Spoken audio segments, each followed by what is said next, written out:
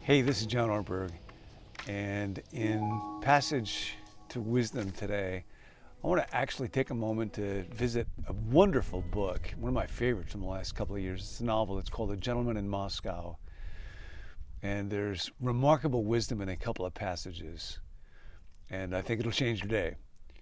It's about a count who lost his position, his wealth, his prestige, in the Russian Bolshevik Revolution. He ends up living basically under house arrest in this once grand, now decaying hotel in Moscow.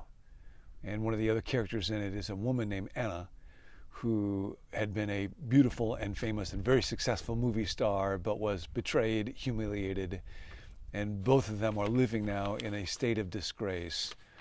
And here's a remarkable passage that the author writes. When one experiences a profound setback from an enviable life, one has a variety of options. Spurned by shame, one can hide the evidence of their change in circumstances. So a merchant, having gambled away all of his money, might wear his suits until they were frayed, and tell anecdotes about life in clubs to which he no longer belongs.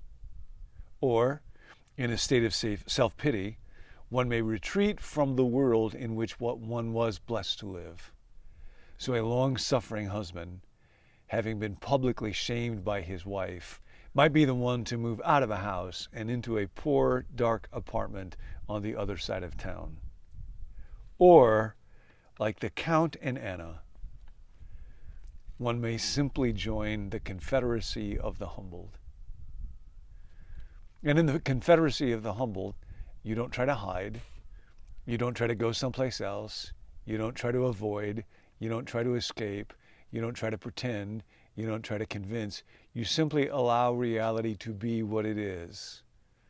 Dallas Willard, my wife is fond of saying, would sometimes talk about humility simply in terms of acknowledging reality, and reality will be really, really humble. Sooner or later, there's a real good chance that you will be invited to join the Confederacy of the Humbled.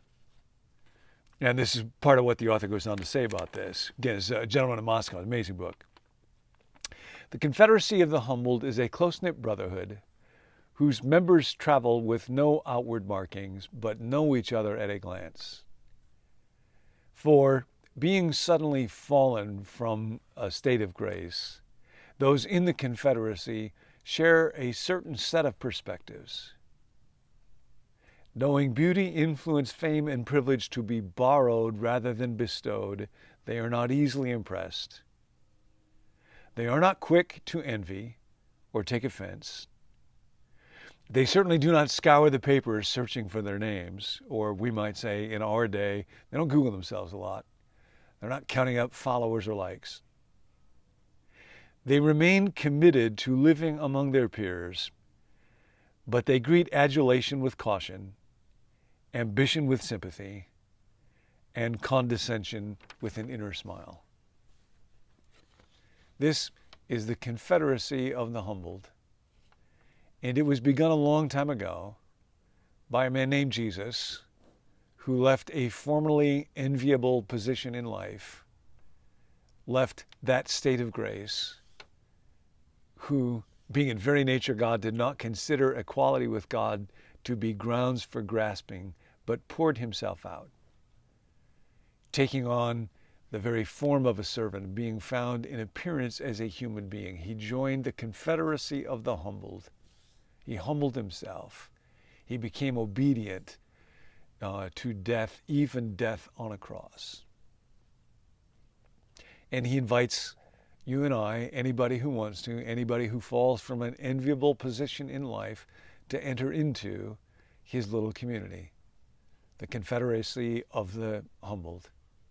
Not to run and hide in shame, not to try to disguise the condition of your life, not to try to retreat in self-pity, just simply to be here. And I find those words really helpful reminder of what I'm called to, what I might try to do. The Count in this book has another wonderful observation. At one point, a woman leaves a child with him, and the child is only maybe 4 years old, but the mother is unable ever to return, and so the Count ends up becoming a surrogate father.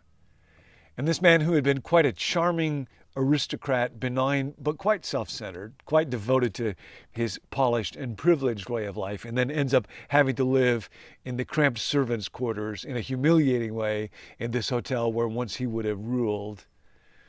This man, who had all the conveniences of life at his fingertips, and those are the things that we think of as being part of the good life that we're trying to achieve, lost them all, and ended up being enormously inconvenienced, particularly by this child and then by his circumstances. And so whatever goods he has to go to the raising of this child. His time, his obligations, his freedom are all gone. And in the end, here's the observation he makes about this. He's talking to one of the characters, and he says, "These are the great conveniences of life. To be able to sleep until noon and have someone bring you breakfast on a tray.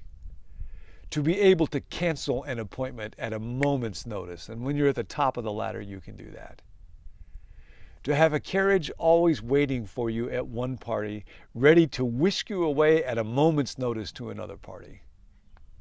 To sidestep marriage when you're young and the having of children altogether. These conditions are the conveniences of life, and I had them all. But in the end, it is the inconveniences that matter. But in the end, it is the inconveniences that matter. It is the being needed.